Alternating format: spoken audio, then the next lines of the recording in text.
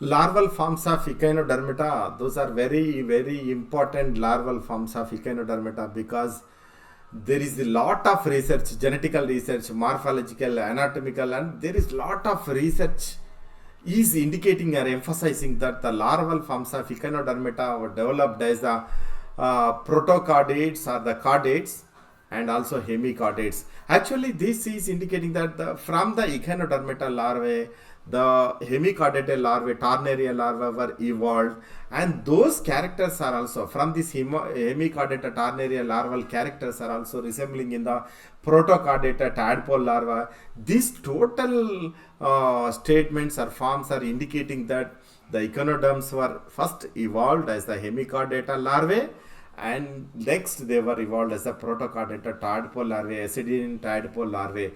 This is the theory which we are believing now.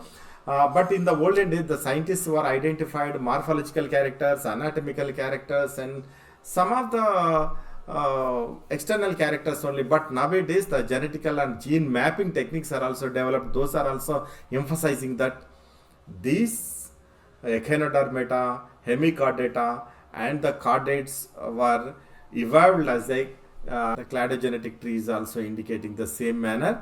Here we will try to disclose it. Bilateral symmetry. Okay, echinoderms, the phylum echinodermata are the unisexual organisms. Now we are trying to compare the echinodermata larvae with the hemichordata tarnaria larvae and protochordata acidia tadpole larvae. Here you see how first question is how did the echinoderms were evolved, the first question.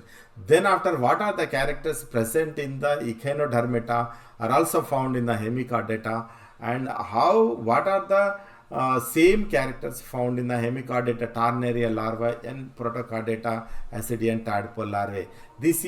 Then if we will understand this, we can understand the evolutionary development of echinoderms, hemichordates, and the chordates. We can reveal the secret of how did we, the chordates, evolved on this earth. So first one is the larvae of the echinoderms are showing the bilateral symmetry. That is very important thing. And these echinoderms and the hemichordates and chordates were evolved from the common deuterostome ancestor. These are first deuterostomes are echinoderms. From this deuterostomes ancestor, the echinoderms, hemichordates, and the chordates were evolved. Here, the evolution was in different directions. One side umbilical area and other side chordata. In umbilical area, the echinoderms were evolved. The bipinnaria larva is showing some of the interesting characters which are also resembling in the tadpole larva of protochordata, as well as the hemichordata tarnaria larva. And the hemichordata tarnaria larva, that echinodermata bipinnaria larva, and the protochordata tadpole larva are resembling so many characters in them, in so many morphological, not only the morphological and anatomical character, in genetical and molecular, even the gene mapping techniques are also revealing the secret of origin of these echinodermata and hemichordata and protochordata.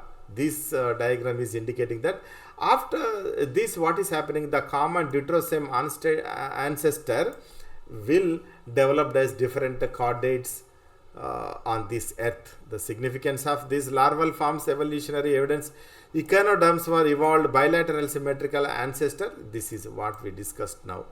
And comparative larval morphology reveals phylogenetic relationship of this deuterostome ancestor and echinodermata larvae, protochordata larvae, and hemichordata tarnaria larvae.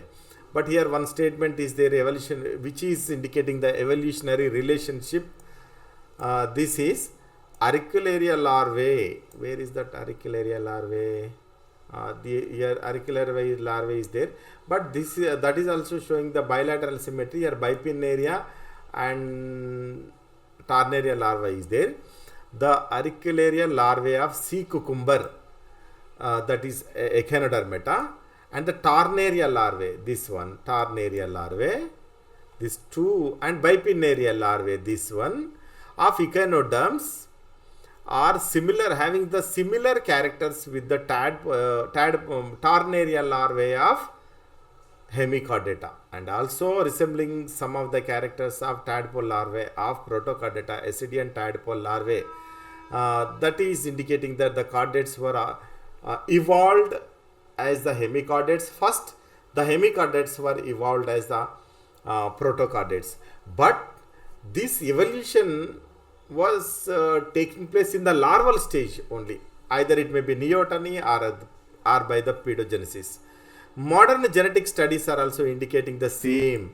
These auricularia larvae, bipinnaria, brachiolaria larvae, and the echinophyletus larvae, Tarnaria larvae of hemichordata, and the tadpole larvae of protochordata acidian, also resembling the same genetic mapping. That is also indicating the evolution of echinodermes as the chordates. Dispersal and colonization. Planktonic larvae drift with ocean currents, enabling wide geographical distribution. Due to the geographical distribution, they were evolved in different directions, and feeding and growth, metamorphosis, habit selection. These are the main causes for the evolution of different larvae. These taxonomic and ecological indicators also causes for this evolution. Paleo ecological significance also indicating that the echinoderms were evolved as the hemichordates and the protochordates